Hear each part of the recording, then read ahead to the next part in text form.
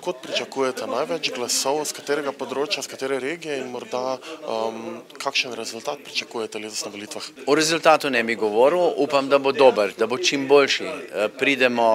Moramo priti v parlament.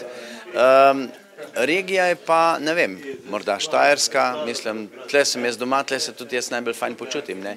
Ampak tudi drugod po Sloveniji, mislim, da bo rezultat nad pričakovanje, kajti navkljub temu, da so nas do zdaj rezali zelo in da nas recimo določeni časopisi, recimo Dnevnik ljubljanski, sploh ne omenja, kot da naše stranke ni.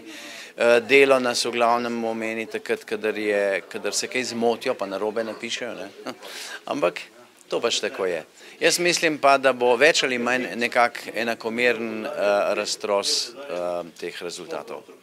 Na nek način bi lahko sklepali iz danes povedanega, da ste se zadovoljili z vlogo stranke v opoziciji. Koalicije letos bi se branili ali bi pristopili v njo? Če bo koalicija delovala v dobro Slovenije, potem mi smo pripravljeni tudi v koalicijo. Nas niso hoteli nikoli v koaliciji, zaradi tega, ker so se malo bali. Recimo na zadnjih volitvah se je Kresalova celo drla, z vsakim v vlado, samo z Jelinčičem ne. Jasno, ne, ker mi pač zbrskamo kakšne zadeve in ne dovolimo. Rečemo, tega pa ne bomo strali, ne, tukaj svinjarije pa ne bomo delali v lastni domovini, ne. In ravno ta stranka, kjer je ta gospa noter, ima pa masla na glavi še pa še.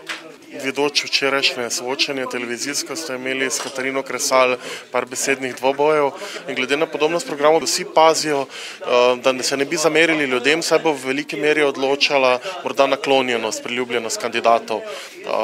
Vi dlake na jeziku ne poznate? Ne, jaz povem tisto, kar mislim in počasi ljudje spoznavajo, da je, kot pravi slovenski pregovor, bolje prva zamera kot zadnja zamera.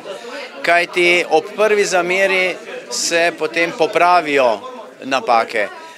Če pa čakaš, pa si tiho, pa toleriraš, pa zabrodiš tako globoko, da se marsikaj ne da več popraviti.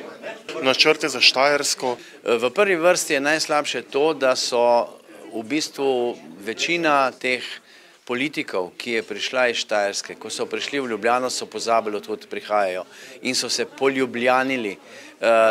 Močvirje jim je potegnilo iz glave še tisto dobrega, kar je bilo in šele, ko so se vrnili nazaj in ko niso bili več v političnem prostoru, so začeli govoriti, kaj bi bilo treba narediti.